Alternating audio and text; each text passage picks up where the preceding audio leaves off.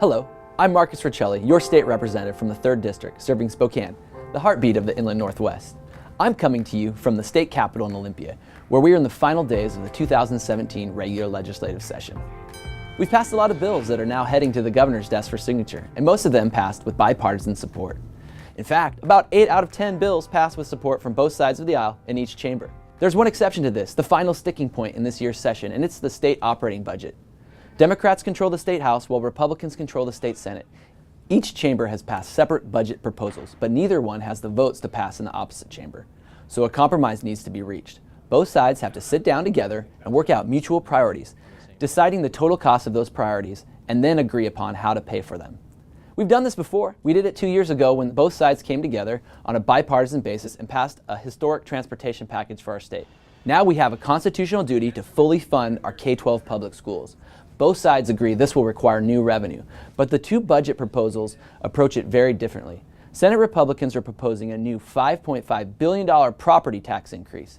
They're also proposing $2.5 billion in cuts to programs and services we've worked very hard to restore since the cuts of the Great Recession. Many of these programs serve our most vulnerable Washingtonians, and I believe some of those cuts are immoral.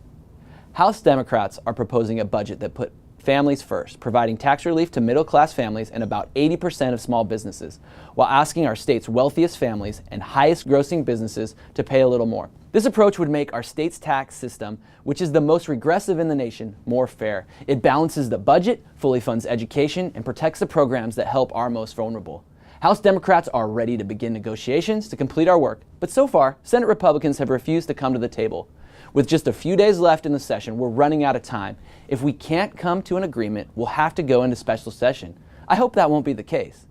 In the meantime, I'm excited to share some details about the capital and transportation budgets that have already passed the House.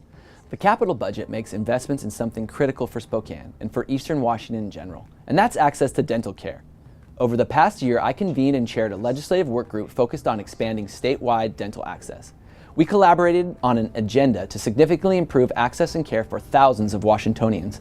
Working with community stakeholders, our Democratic and Republican budget leads on the House Capital Budget Committee, and other legislators, I've focused intensely on expanding infrastructure to increase our state's dental safety net. Here in Spokane County, the adult Medicaid utilization rate is only 23% because of lack of access. That means of the nearly 95,000 adults enrolled in Medicaid, only slightly more than 22,000 are using their dental benefits. That's why I'm pleased the capital budget funds a dental residency program in Spokane that would provide treatment to 12,000 patients per year, a majority of them Medicaid eligible, with 6 chairs at a clinic on Providence's Sacred Hearts campus and 20 chairs at a new community clinic near Holy Family. This will help bring affordable, quality dental care to those who need it most. There's a lot of other projects I'm happy to highlight. The East Central Community Center, the YWCA Family Justice Center, the Emmanuel Life Center Kitchen Project, the Science Center at Eastern Washington University, and many others. Finally, the transportation budget that passed the House includes $125 million for projects in Spokane.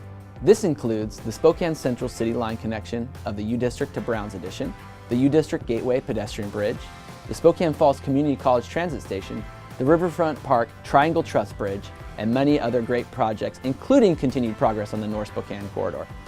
For more information on these projects, go to the LEAP website that's on your screen right now to check out the various budget proposals and documents. If you have any questions, concerns, or feedback, please email me or call my office directly. I want to hear from you. As always, it's an honor to serve you as your state representative.